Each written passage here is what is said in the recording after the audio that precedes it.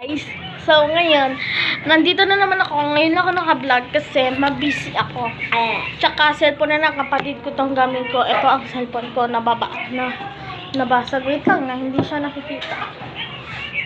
Ito, nabasag.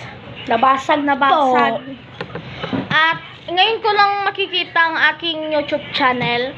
Kasi, LCD rin itong cellphone na gamit ko na pang vlog. Pinag-apak-apakan ko. Nabasag. Kaya, hindi na ako nakakapag-vlog.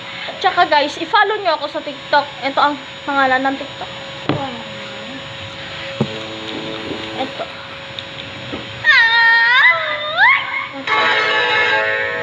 Ay, wait. Makaka-copyright tayo. Ito. Follow nyo. Pero mali siya kasama pa? Wait, di makita kasi ang lakas ng brightness. Gusto ko yung mali. Ayan yung pangalan ko. Follow nyo. Hindi pwedeng patugtog kasi makaka-copyright. At ganon.